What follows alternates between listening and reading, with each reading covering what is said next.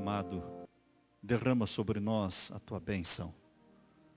Derrama sobre nós o Espírito Santo, como o Senhor derramou sobre a tua igreja no princípio, naquele dia do Pentecostes. Que sintamos, Pai, o Espírito Santo se movendo entre nós e em nós. Línguas como que de fogo, abrindo a nossa mente, Pai, e falando ao nosso coração, trazendo-nos a mensagem que o Senhor preparou para essa manhã. Conforta os corações tristes, anima os que estão tristes. Perdoa, Pai, aos suplicantes que estão confessando os seus pecados. Cura os enfermos, porque o Senhor é a vida, o Senhor é o médico, o Senhor é tudo o que temos. Lançamos nossas mãos, apegando-nos na graça de nosso Senhor Jesus. Obrigado pelos milagres dessa semana. Obrigado pelas mensagens que o Senhor enviou através do teu servo, pastor Orlando. Obrigado, Pai, pela ceia do Senhor que tivemos ontem.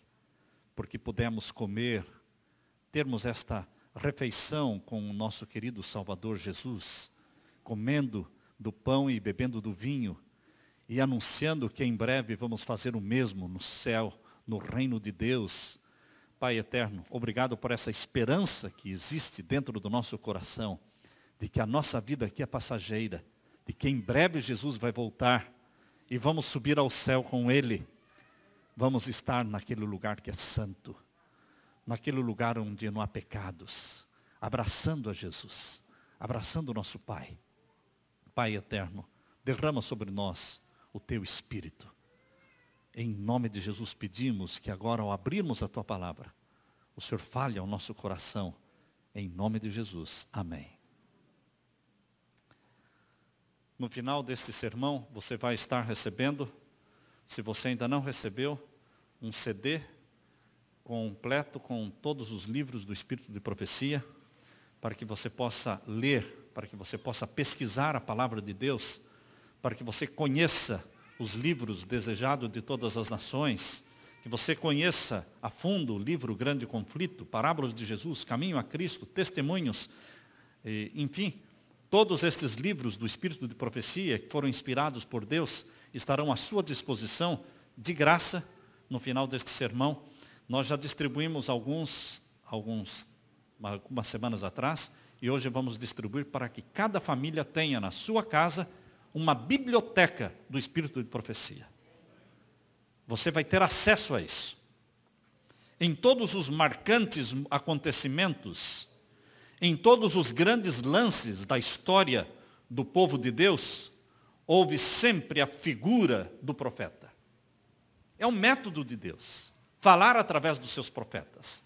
A Bíblia diz em Números capítulo 12, verso 6, abra sua Bíblia, em Números capítulo 12, e o verso 6, que Deus escolheu esse método para se comunicar com o seu povo, com os seus filhos. Aqui lemos Números, capítulo 12, e o verso 6. Então disse o Senhor, ouça agora as minhas palavras. Se entre vocês há profeta, eu, o Senhor, em visão a ele me faço conhecer. Deus no princípio falava face a face com Adão e Eva. O pecado criou uma separação entre Deus e o homem. Criou um abismo. E agora Deus escolheu o profeta, a profeta, para se comunicar com seus filhos. Por isso Deus está falando, se entre vós existir profeta, eu, o Senhor, em visão me faço conhecer, ou eu falo com ele em sonhos. Por isso, meus queridos, Deus continuou usando este método maravilhoso de se comunicar com o seu povo através dos seus profetas. A missão do profeta era difícil. Não tinha 13º, não tinha sono remunerado, repouso remunerado, não tinha férias remuneradas. Financeiramente era uma profissão pouco compensadora. Ganhava-se muito pouco. Ele era odiado pelo povo. Um profeta nunca foi amado pelo povo. Jeremias foi lançado num poço cheio de lama. Isaías foi morto pelo próprio rei Manassés. Queridos, um profeta não era amado, porque ele não estava ali para passar a mão na cabeça das pessoas, ele estava ali para transmitir a mensagem de Deus. Doem quem doer. Ele dava a palavra de Deus. Natã, quando na frente do rei Davi, estendeu o dedo e disse: tu és este homem. Ele poderia ter perdido a vida naquele momento, porque o rei tinha autoridade para mandá-lo matar. Mas com o risco da própria vida, Natã disse para Davi: tu és este homem. Com Ellen White não foi diferente. Ela também teve uma missão muito difícil. Como mulher, era mais difícil ainda por ser mulher. Ela não foi amada nos seus dias. Ela era olhada por muitos e muitos líderes com o rabo do olho, não é? Como uma pessoa que estava ali para incomodar. Por isso a mandaram lá para a Austrália, numa viagem de risco, não é? Para quem tinha a idade que ela tinha, e a saúde estava sendo prejudicada. Quando o Senhor tentou mudar o rumo da história do seu povo, quando o Senhor pensou em trazer o seu povo de volta para Ele, Deus levantou no meio do seu povo um profeta. Este era o método de Deus. Anos mais tarde, no meio do 9º século antes de Cristo, quando o povo tinha entrado numa profunda apostasia, afastados de Deus, e Deus queria chamar o seu povo de volta para si, Deus usou o mesmo método. Levantou um profeta. Na história do povo de Deus, existiram muitos profetas. Entre eles, os profetas maiores e os profetas menores. Os profetas maiores, Isaías, Jeremias, Ezequiel, Daniel. Mas os profetas menores que existiram depois do cativeiro de 70 anos em Babilônia, quando eles retornaram desse cativeiro, existiram vários profetas chamados profetas menores. Obadias, Oséias, Malaquias, Ageu, Amós, todos profetas menores. Quando Deus percebia que o número dos fiéis estava reduzindo, quando Deus percebia que a apostasia estava crescendo, ao ponto do profeta Elias falar: Senhor, só eu, Senhor, fiquei. Só eu fiquei, Senhor. Deus disse: não, Elias, não foi só você. Existem ainda mais 7.000 que não dobraram seus joelhos a Baal. Foi num tempo desse, em que a apostasia reinava, em que o rei era um apóstata e a rainha era uma adoradora de Baal. Queridos, foi num tempo desse que Deus suscitou um profeta chamado Elias. Na história bíblica vamos encontrar profetisas e profetas. No Antigo Testamento temos Miriam, irmã de Moisés, uma profetisa. Débora, no tempo dos juízes, uma profetisa. Hulda, no tempo do rei Josias, uma profetisa. No Novo Testamento vamos encontrar também mulheres exercendo o ministério profético. Temos, por exemplo, Ana. Ana viu Jesus ao lado de Simeão. Ana era uma viúva e ela viu Jesus e reconheceu Jesus como o Messias de Deus. As filhas de Filipe eram profetisas. Quando Jesus estava para nascer, na plenitude dos tempos, anunciada ali em Gálatas capítulo 4, verso 4, onde diz: vindo a plenitude dos tempos, Deus enviou seu filho, nascido de mulher, nascido sob a lei. Na plenitude dos tempos, queridos, Deus levantou um profeta, João Batista, um homem que não teve nenhum prazer na vida, irmãos. Ele não formou uma família. Ele não conviveu com as crianças como as demais. Ele viveu sempre isolado no deserto. Foi educado no isolamento. Ele foi criado com uma missão específica e curta de preparar o caminho para o Messias. E morreu cedo. A missão de um profeta, irmãos, sempre foi dura, indesejada. Mas Jesus Cristo, falando do profeta João Batista, disse: este é o maior dentre os nascidos de mulher. João falava bem de Jesus, Jesus falava bem de João. Isso se chama edificação. Porque João dizia: eis o Cordeiro de Deus que tira o pecado do mundo, e apontou para Jesus. E Jesus apontou para João e disse: este é o maior dos profetas nascidos de mulher. Queridos, Jesus Cristo, o Cordeiro de Deus, quando Deus quis tirar o Evangelho daquele círculo fechado de judeus, porque os judeus sempre foram muito fechados. E Deus queria tirar o evangelho do meio deste círculo fechado e espalhar o evangelho para o mundo. Deus levantou um profeta, o profeta dos gentios, conhecido como Paulo, o apóstolo dos gentios. O profeta sempre foi o método de Deus para converter o povo, chamar a atenção do povo para a adoração do único Deus verdadeiro. Em todos os grandes acontecimentos da história bíblica, sempre se ergueu altaneira a figura impressionante do profeta. Foi esse o método divino na Idade Média. Durante a Idade Média, a Idade Escura, quando prevalecia a apostasia da igreja cristã, Deus usou homens, profetas. John Wycliffe. Quem mais? João Hus, Jerônimo, Martinho Lutero, John Wesley, Guilherme Miller e, finalmente, Ellen Gold Harmon. Nome de solteira, Ellen Gold Harmon. Casou-se depois com Tiago White, passou a ser chamada Ellen Gold White. No calendário divino, irmãos, o ano de 1844 assinala o maior acontecimento dos tempos modernos. Qual é o maior acontecimento dos tempos modernos que já aconteceu? A abertura da corte celestial. O início do juízo celestial. Queridos, em 1844 iniciou o juízo celestial. E Deus levantou um profeta na terra para chamar o povo para Deus.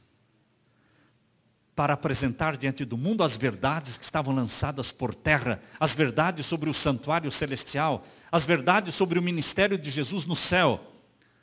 Uma vez o pastor José Viana, estava pregando num grande auditório que cabia mais de 1000 pessoas. E nessa tenda, ele estava pregando todas as noites e chegou a noite de pregar sobre 1844, o calendário de Deus. E a data profética de 1844. O pastor disse que naquela noite, quando ele estava apresentando o tema, existia ali um professor de história. E esse professor de história pediu para falar com ele no final. O professor de história disse: pastor, eu quero dizer que eu sou um estudante da história. Nunca fui um bom estudante. Nunca fui um bom estudante da Bíblia, mas eu sou um professor de história. E a data que o senhor mencionou, de 1844, eu não creio que ela seja uma data legítima na Bíblia. E o pastor então se assentou com ele e gastou ali algumas horas mostrando pela Bíblia por que 1844 é uma data legítima. E estudou com ele a profecia das 2.300 tardes e manhãs, dos 2.300 anos, que começaram em 457 a.C. e acabaram em 1844 depois de Cristo. E depois de horas de estudo, o professor de história disse: agora eu sei que essa é uma data legítima. Agora eu tenho convicção. Queridos, Deus tem no seu calendário um acontecimento marcante para a data de 1844. Nesse ano, Deus levantou um profeta para advertir e aconselhar o povo. Primeiramente, Deus chamou um homem chamado William Foy. William Foy era um homem de cor, muito complexado, neste país que em 1844, imaginem como era o racismo naquele tempo. Lembram-se como era? Vocês fazem ideia de como era em 1844 este país? Deus o chamou para ser um profeta de Deus. E ele aceitou o chamado e contou a primeira visão, saiu pregando. Mas eram tantos ataques, era tanto preconceito, que ele temeu, que ele recuou. Ele disse: eu não quero mais continuar. E Deus insistiu. E ele insistiu também em não continuar. Deus então tirou o dom profético de William Foy e deu para um outro jovem chamado Hazen Foss. Hazen Foss recebeu a primeira visão e não contou a primeira visão. E Deus insistiu com Hazen Foss para que ele reunisse o povo e contasse para o povo a visão que tinha recebido. E ele insistiu em não contar. Deus então falou para Rasenfoss: se você não contar, eu vou tirar de você o dom profético e vou dar para outra pessoa. E ele decididamente não contou. Rasenfoss diz que nesse dia em que ele decididamente rejeitou contar a visão que Deus lhe dera, ele sentiu um vazio na sua vida, uns sentimentos muito estranhos.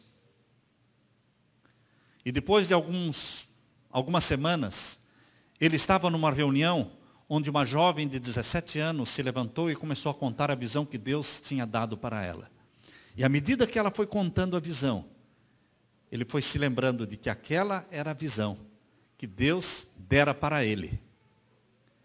E Rasenfoss, ele disse que Deus tinha tirado a visão dele.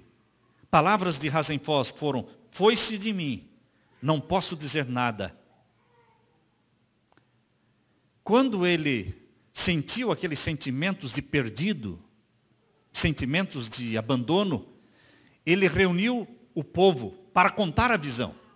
Mas ele não se lembrou de nenhuma cena da visão. Nenhuma palavra saiu da sua boca. Foi quando ele disse: foi-se de mim, não posso dizer nada. O Espírito do Senhor me abandonou. Quando no começo de 1845, Rasenfoss escutou Ellen Gold Harmon contando a sua visão. No final, ele conversou com ela e disse para Ellen: creio que as visões me são tiradas e dadas para você. Não recuse obedecer a Deus, pois será com o perigo da sua alma. Sou um homem perdido, dizia Rasenfoss. Você foi escolhida por Deus. Seja fiel em fazer a sua obra, e a coroa que eu poderia receber, você receberá. Palavras tristes de alguém que se achava perdido. Rasenfoss continuou vivendo ainda muitos anos, até 1893. Porém, nunca mais mostrou interesse em assuntos religiosos. Nunca mais quis saber de Bíblia. Quando o Espírito do Senhor deixa, ele deixa. Quando o Espírito do Senhor é entristecido, ele se afasta. E a pessoa não tem mais convicção do pecado. A pessoa não tem mais paixão por Jesus.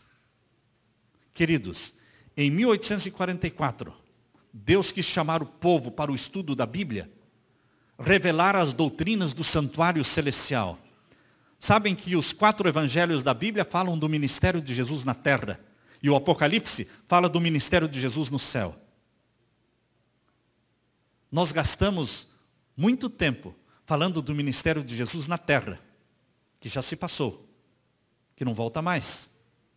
E nós não gastamos muito tempo estudando sobre o ministério de Jesus no céu, que é o ministério atual, que é o que está acontecendo hoje, o ministério de Jesus no céu. Por isso, queridos, nós temos que unir os evangelhos com o Apocalipse. Porque quando nós unimos o evangelho com o Apocalipse, nós temos um novo nome. Um nome chamado Evangelho Eterno. O Evangelho Eterno que Deus chamou a igreja adventista para pregar, não é o evangelho só dos 4 evangelhos, mas é o evangelho unido ao Apocalipse. O ministério terrestre unido ao ministério celestial de nosso Senhor Jesus Cristo. Esse é o evangelho eterno. E esse evangelho começou a ser pregado em 1844. Deus levantou essa profetisa, irmã gêmea de Ellen. A irmã gêmea se chamava Elizabeth. Lembrem-se, irmãos, que Elizabeth, naquele tempo, famílias pobres, eles tinham uma cama para cada 2 ou 3 pessoas, né? Ela dormia na mesma cama com a sua irmã gêmea. E ela se levantava de noite e chorava, e orava, e clamava, e a sua irmã dormia. Milagres começaram a acontecer na vida de Ellen, quando ainda jovem, com 12 anos, juvenil, com 13 anos, enquanto que na vida da irmã parecia nada estar acontecendo. Elizabeth nunca se converteu a Jesus. Pensem, como 2 pessoas podem dormir na mesma cama? encostadas uma na outra. E uma sendo tocada pelo Espírito Santo, possuída pelo Espírito Santo, e a outra, nada acontecendo.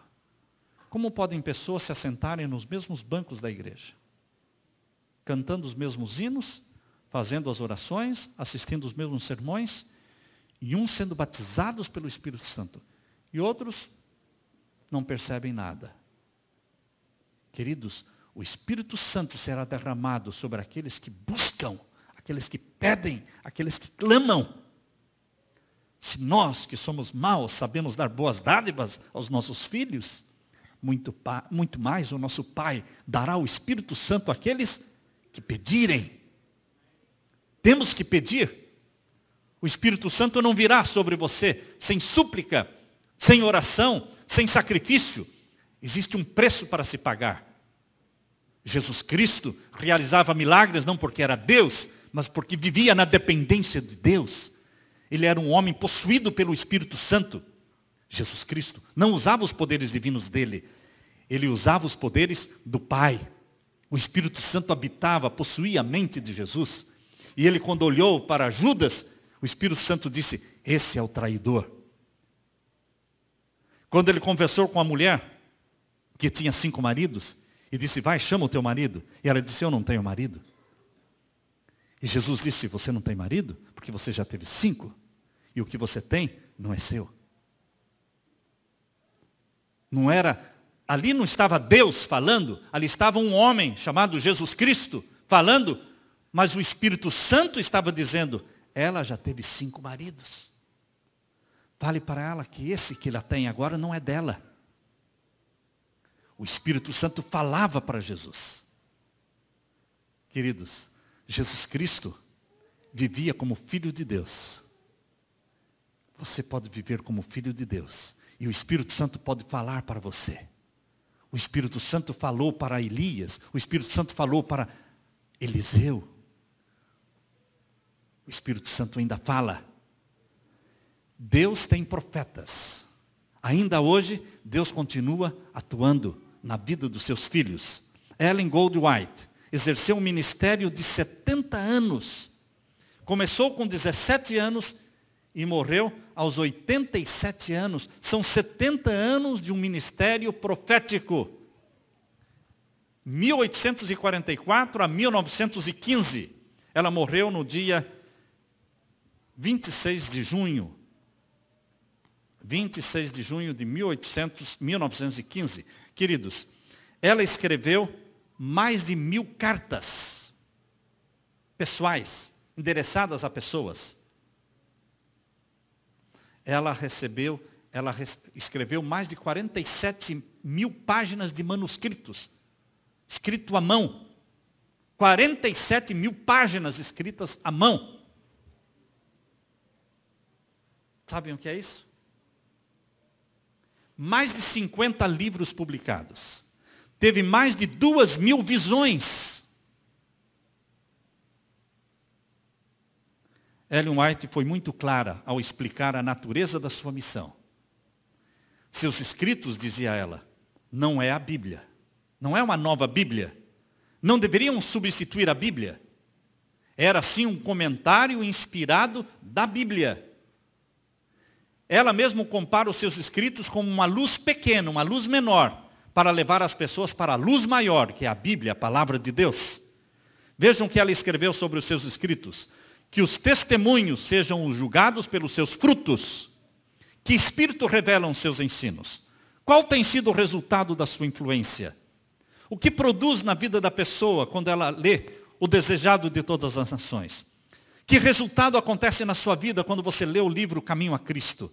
Que resultado acontece na sua vida quando você lê os livros Lar Adventista, Orientação da Criança? Faz de você um melhor homem, uma melhor esposa, um melhor cristão? Ou piora a sua vida? Pelos seus frutos conhecereis. Que influência exerce na sua vida os escritos sagrados dos profetas de Deus? Julgue pelos frutos, disse ela.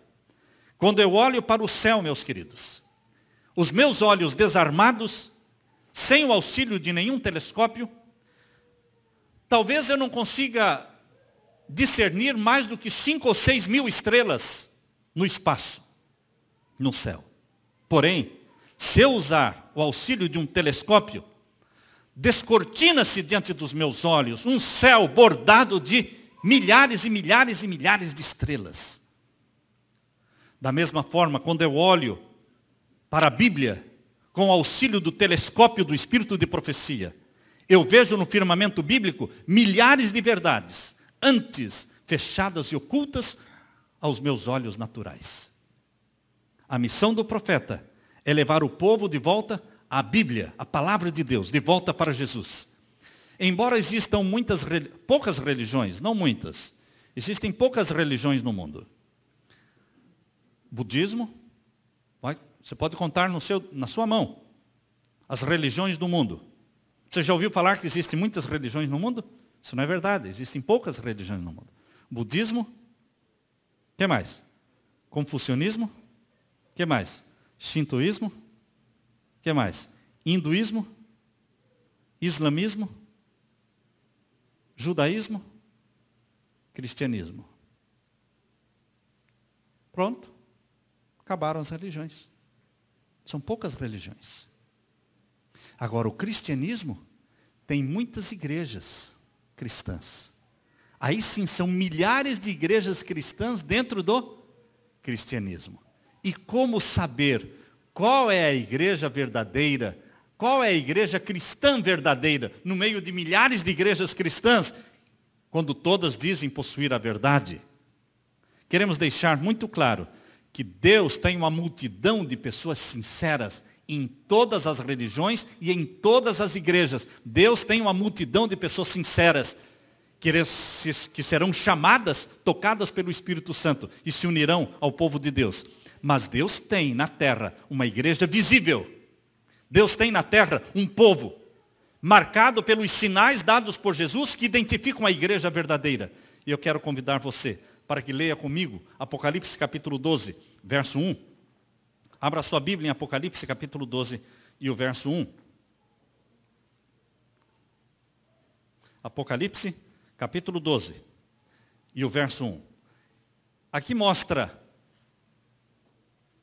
uma mulher e um dragão. O dragão é inimigo da mulher, porque a mulher aqui no capítulo 12 representa a igreja de Deus. É uma mulher virgem, uma mulher pura, uma mulher vestida do sol, tendo a lua debaixo dos seus pés e uma coroa com 12 estrelas na cabeça. É uma mulher que se acha grávida, grita com dores de parto, no verso 2, sofrendo os tormentos para dar à luz. E viu-se também um outro sinal no céu e um dragão vermelho, com 7 cabeças. Esse é Satanás. Esse é o dragão vermelho. Satanás, com 10 chifres. 7 cabeças, 10 chifres na cabeça, 7 diademas. E a sua cauda arrastou a terça parte dos anjos do céu, das estrelas do céu. E aqui diz o verso 5. Nasceu-lhe, pois, um filho, varão, que há de reger todas as nações com cetro de ferro. E o seu filho foi arrebatado para Deus e até o seu trono. Jesus Cristo é o filho desta mulher, que foi arrebatado para o céu. Mas a mulher ficou na terra. A mulher é a igreja de Deus. A virgem pura, símbolo da igreja de Deus, ficou na terra. E agora Satanás está irado com a mulher, com a igreja. Ele tem raiva daqueles que formam a igreja de nosso Senhor Jesus Cristo. Por isso diz aqui no capítulo 12, verso 12. Por isso festejai, ó céus, e vós que neles habitais, ai da terra e do mar. Pois o diabo desceu até vós cheio de grande cólera, sabendo que pouco tempo lhe resta. Satanás está irado. Verso 13. Quando, pois, o dragão se viu atirado para a terra, perseguiu a mulher que dera à luz o filho varão. Satanás persegue a igreja. Mas que igreja ele persegue? Todas as igrejas? Não. Ele persegue a igreja que não é dele. Ele persegue a igreja que é de Jesus Cristo. A igreja pura, incontaminada. Mas quem é essa igreja pura e incontaminada, odiada por Satanás? A Bíblia diz quem é essa igreja. Capítulo 12, o verso 17. Irou-se o dragão. O dragão está irado contra a mulher. Mas não é contra todas as mulheres. Não é contra todas as igrejas. É contra a mulher. É uma Que mulher? Que igreja é essa? O dragão irou-se contra a mulher e foi pelejar com os restantes da sua descendência, os que guardam os mandamentos de Deus. Queridos, existe uma igreja na terra que guarda os mandamentos de Deus, os 10 mandamentos.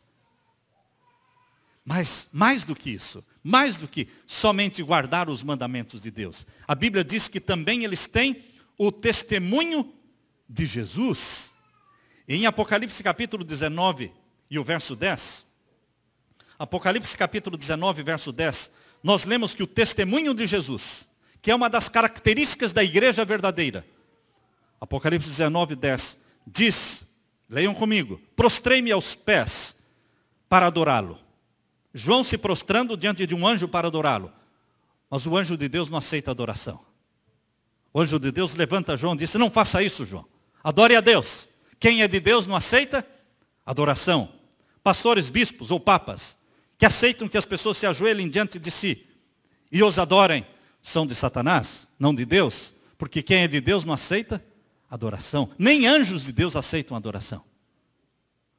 Pedro, quando Cornélio se ajoelhou diante de Pedro, Pedro disse, levante-se, Cornélio, adore a Deus. Aqui a Bíblia diz que quando João se prostrou diante do anjo, prostrei-me ante os seus pés para adorá-lo. Ele, porém, me disse, vê, não faças isso, eu sou conservo teu e dos teus irmãos que mantêm o testemunho de Jesus, adore a Deus. E agora termina dizendo, pois o testemunho de Jesus é o espírito de profecia. Queridos, lá em Apocalipse 12, 17, nós lemos que as características, os sinais identificadores da igreja de Deus são 2. Guarda os mandamentos de Deus, os 10 mandamentos, escritos pelo dedo de Deus no Monte Sinai. E o Espírito Santo escreve os mandamentos no coração daqueles que amam a Jesus. Ter os mandamentos em tábuas de pedra não faz nada na sua vida.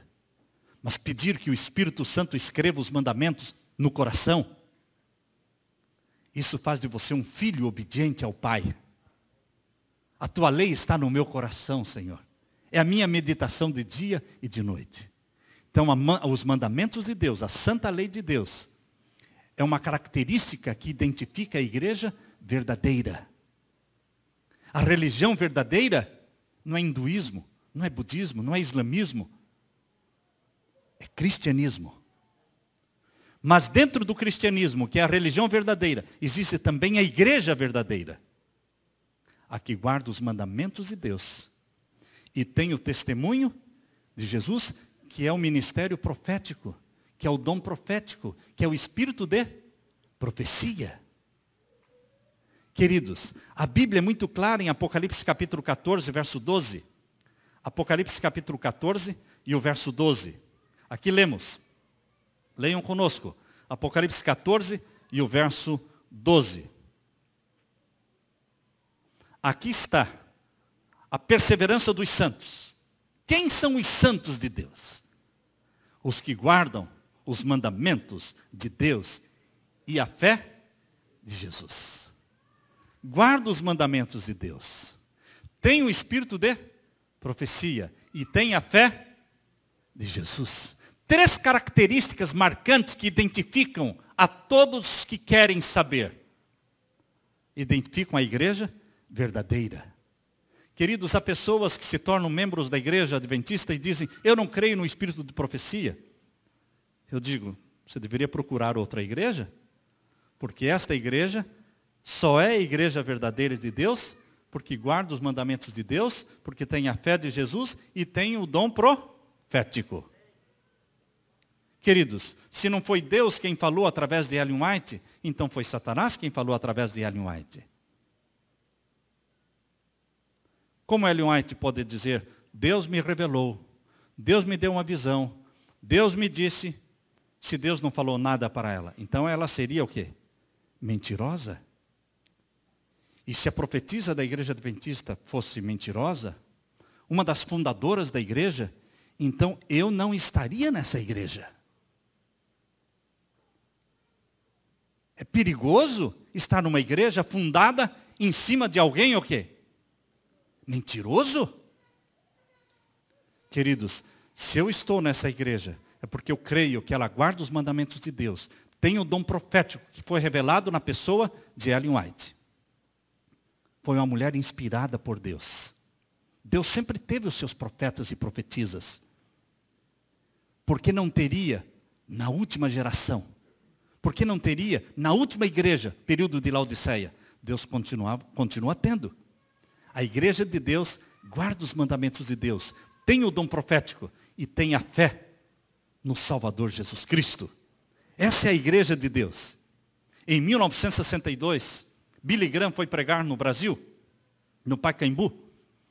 E um dos pastores adventistas estava ouvindo o sermão de Billy Graham. E ele estava pregando sobre a volta de Jesus.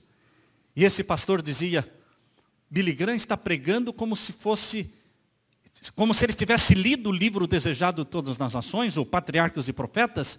Ele fala da volta de Jesus usando as linguagens, o vocabulário que está no Espírito de Profecia. E exatamente, irmãos, ele tem os livros do Espírito de Profecia. Para amigos pastores, ele já declarou que ele é um leitor de Ellen White, essa escritora americana, famosa escritora americana. Uma pessoa que durante algum tempo não acreditou na inspiração da profetisa Ellen White foi o pastor batista John Mattson. John Mattson, pastor batista, não cria que ela fosse inspirada por Deus. E quando ele tinha 28 anos de idade, ele se tornou um membro da Igreja Adventista do Sétimo Dia. Mas ele não cria que ela era inspirada por Deus. Como hoje existem pessoas que estão na igreja, mas não creem que ela é inspirada por Deus. Se ela não é inspirada por Deus, ela tem que ter sido inspirada por outro poder, outro espírito. Se quem possuía a mente dela não era o Espírito Santo, então só existem dois lados, irmãos. Só existem dois lados. O reino das trevas, o reino da luz. Os que seguem e adoram Jesus e os que seguem e adoram Satanás. Nós temos que pensar muito bem antes de falar, eu não creio no Espírito de Profecia, eu não creio que ela foi inspirada pelo Espírito. Pense antes de falar, porque só existem dois lados. Então nós estamos numa igreja que foi fundada pelo poder de Satanás. Então o Espírito Santo que instituiu a igreja em 1844, com o dom profético, não era o Espírito Santo? Nós temos que ter convicção daquilo que cremos, irmãos. Por que muitos não gostam do Espírito de Profecia? Queridos, porque pega no nosso pé, porque mexe com a nossa vida, entra na nossa cozinha, mexe com as nossas panelas, com a nossa geladeira. É por isso? Pois o Espírito Santo quer mexer com a nossa vida, quer mudar a nossa casa, o nosso lar, quer mudar o comportamento dos maridos e das esposas, quer mudar o comportamento dos pais com seus filhos. Queridos, o Espírito Santo levanta profetas dentro da igreja para chamar o povo ao arrependimento. Ela não era uma pessoa amada, como Jeremias não foi amado, como Isaías não foi amado. Ela também foi perseguida. Mas depois que este pastor batista, que se converteu à igreja adventista, pastor John Mattson, ele começou a estudar a vida de Ellen White, seus escritos, suas obras, para poder contestar, para poder falar contra. Mas veja a convicção que tomou conta da mente de John Mattson. Ele escreveu, em seu lar, não dá ela o mínimo indício de uma pessoa exaltada na vida doméstica. Ela se dedicava aos deveres domésticos. Parecia tão humilde e social como alguém que jamais houvesse falado em público. Quando falava ao povo, não manifestava nenhum conhecimento ou arte humanos. Nenhuma eloquência estudada. Nem gestos, nem exibição de cultura. Mas havia um fervor, um poder e, contudo, uma simplicidade que diziam ter ela estado com Jesus e dele aprendido. Quando você lê o livro Caminho a Cristo, que é o menor livro dela, você tem que ler pelo menos esse, meu irmão. Começa com esse que é pequenininho. Mas não leia uma vez só o Caminho a Cristo. Leia 10 vezes o Caminho a Cristo. Quando as pessoas perguntam, pastor, já terminei de ler o Caminho a Cristo, e agora? Leia de novo. Não, eu já li 2 vezes, leia a terceira. O Caminho a Cristo é um livro, é pequeno, para ser lido 10 de vezes, irmãos. E cada vez que você ler, você vai descobrir coisas que você não percebeu a primeira vez. Leia o Desejado de Todas as Nações e você vai ser um melhor cristão. Vai se apaixonar por Jesus. E tem os livros mais pesados, né? O Grande Conflito, que é profecia. Profecias que estão se cumprindo hoje. Queridos, Deus falou através desta serva. Deus falou através dela. Eu já percebi que as pessoas que dizem que não acreditam na inspiração dos livros do Espírito de Profecia são aqueles que nunca leram esses livros. Pergunta, quantos livros você já leu? Não leu nenhum. Não pode crer. Óbvio, você não pode crer naquilo que você não conhece. Como poderão crer sem ler? Como poderão avaliar se os livros são inspirados por Deus se não lerem? Quando Ellen White morreu no dia 16 de julho, corrigindo a data da morte dela, que dissemos no início, 16 de julho de 1915, houve em todos os jornais dos Estados Unidos, em 1915, no dia da sua morte, houve editoriais e notícias nos jornais de todas as cidades. Mas no jornal O Independente, publicado na cidade de Nova York, foi escrito um comentário ali por não adventistas, por comentaristas. E no comentário sobre a vida de Ellen White, o comentarista, o repórter, ele terminou o artigo dizendo: viveu a vida e realizou a obra de uma digna profetisa, a mais admirável da sucessão americana.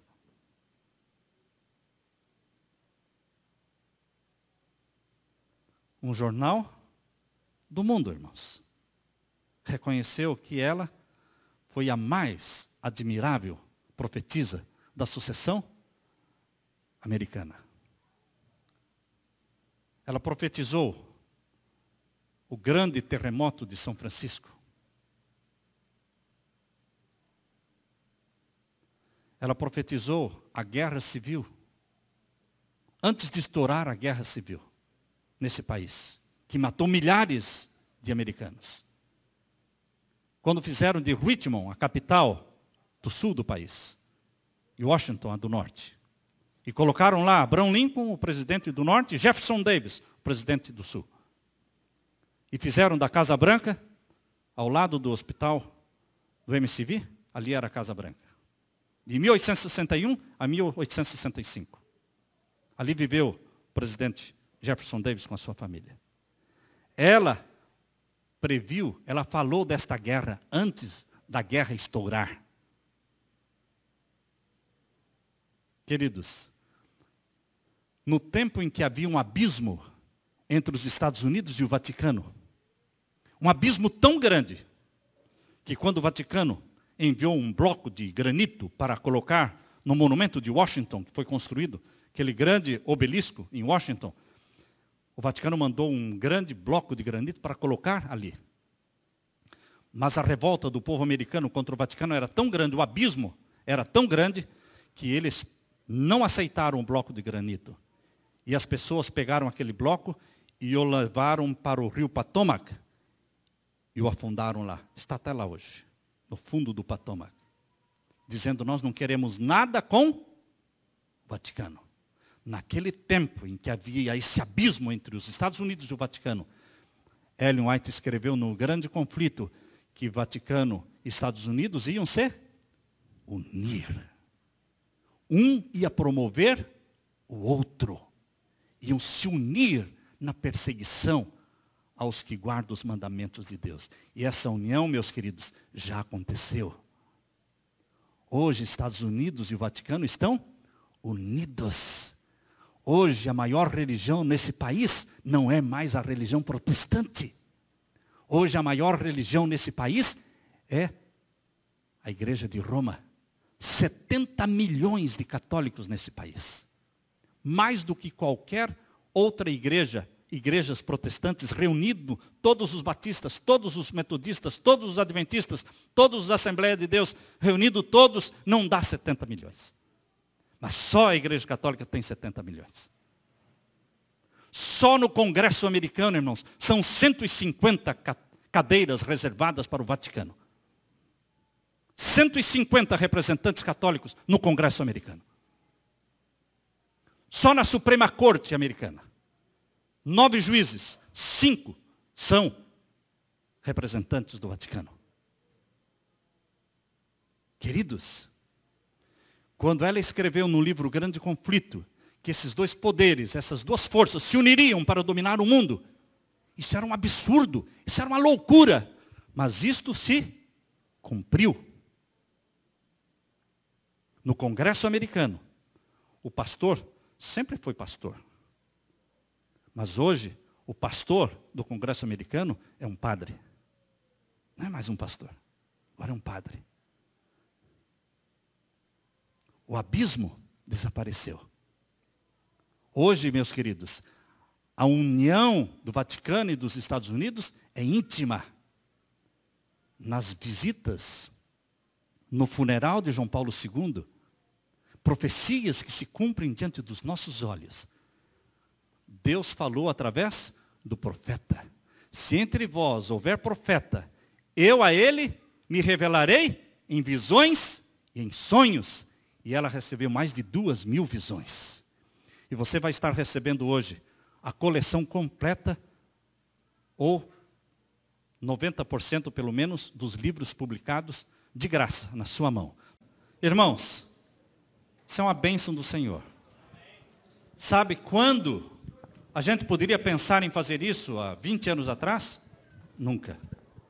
Mas hoje a tecnologia possibilita você ter todos os livros num CD e de graça para você usar. Que a paz de Jesus esteja com você. Amém. Queremos orar ao Senhor. Vamos ficar em pé. Pai amado, obrigado por essa igreja ideal que o Senhor sonhou ter. Essa igreja é possível, Pai. Porque nós estamos aqui pedindo que o Senhor cumpra esta tua vontade na nossa igreja. Pai eterno, sejam pessoas amáveis, que deixem a crítica de lado, que se abracem, que se perdoem, que se edifiquem, que libertem os cativos, que levantem os que caem. Pai eterno, que essa igreja seja uma igreja de ovelhas, ovelhas guiadas pelo pastor que é Jesus. Derrama o Espírito Santo sobre nós, Pai, e vem logo, Pai, nos buscar. Em nome de Jesus pedimos. Amém, Senhor.